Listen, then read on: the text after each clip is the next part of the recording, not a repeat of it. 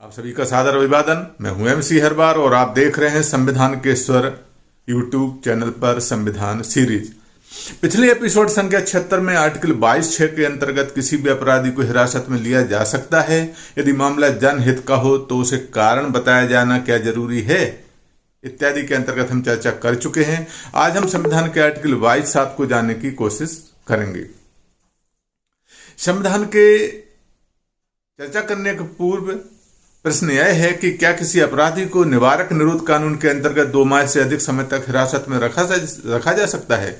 सलाहकार बोर्ड क्या है, सलाहकार बोर्ड का गठन के क्या संवैधानिक प्रावधान है, आज यही सब आर्टिकल 22(7) में हम समझने की कोशिश करते हैं। सर्वप्रथम हम यही जानेंगे कि संविधान के मूल शब्द क्या हैं, और वह संविधान के मूल शब्द हैं पार्लियामेंट में by law prescribe the circumstances under which and the class or classes of case in which a person may be detained for a period longer than 3 months under any law providing for preventive detention without obtaining the opinion of an advisory board in accordance with the provisions of subclause A of clause 4। यदि अनुवाद को हिंदी में समझने की कोशिश करें तो संसद विधि द्वारा विहित कर सकेगी कि किन परिस्थितियों के अधीन और किस वर्ग या वर्गों के मामलों में किसी व्यक्ति को निवारक निरोध का कानून का उपबंध करने वाली किसी विधि के अधीन 3 माह से अधिक अवधि के लिए खंड 4 के उपखंड का के उपबंधों के अनुसार सलाहकार बोर्ड की राय प्राप्त किए बिना क्या निरुद्ध किया जा सकेगा।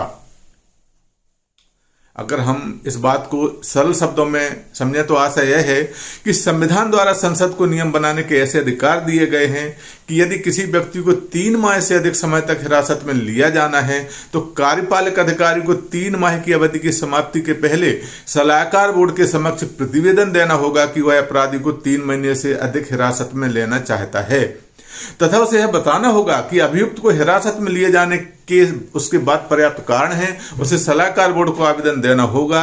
सलाहकार बोर्ड में जिसमें उच्च न्यायालय के न्यायाधीश हैं, न्यायाधीश रहे हैं या न्यायाधीश नियुक्त होने के लिए पात्र हैं, सलाहकार बोर्ड बना होता है। सलाहकार बोर्ड यह निर्णय करे कि मामला क्या है, मामला किस परिस्थिति के कारण है, किन परिस्थितियों का है, किन वर्ग का है। बोर्ड की राय के उपरांत तभी किसी अभियुक्त को 3 माह से अवधि के लिए अधिक हिरासत में रखा जा सकेगा। अब हम संविधान के आर्टिकल 22(7) के सब आर्टिकल 2 को देखते हैं। वह क्या है? वह है the maximum period for which any person may in any class or classes of cases be detained under any law providing for the preventive detention. इसका आर्टिकल का यदि हिंदी में हम अनुवाद समझें तो किसी वर्ग या वर्गों के मामले में कितनी अधिकतम अवधि के लिए किसी व्यक्ति को निवारक निरोध कानून का उपबंध करने वाले किसी भी विधि के अधीन निरुद्ध किया जा सकेगा।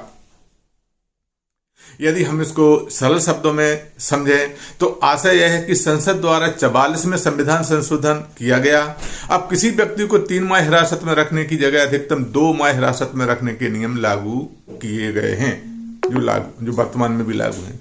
संविधान का आर्टिकल 22(7)(3) क्या कहता है? वह कहता है कि the procedure to be followed by an advisory board in any inquiry under sub clause of clause 4, यानी खंड 4 के उपखंड का के अधीन की जाने वाली जांच में सलाहकार बोर्ड द्वारा अनुसरण की जाने वाली प्रक्रिया क्या होगी, इसको भी हम थोड़ा समझने की कोशिश करते हैं। सरल शब्दों में समझें तो आशा यह है कि सलाहकार बोर्ड का गठन उच्च न्यायालय के मुख्य न्यायाधीश की अध्यक्षता में किया जाएगा। इसमें कम से कम 2 अन्य सदस्य होंगे। अन्य सदस्यों में कार्यरत अथवा सेवानिवृत्त हाईकोर्ट के न्यायाधीश हो सकते हैं। इस प्रकार संशोधित आर्टिकल के अधीन गठित सलाहकार बोर्ड एक स्वतंत्र तथा निष्पक्ष बोर्ड होगा और कार्यकारिणी के दबाव से मुक्त होकर वह निर्णय ले सकेगा।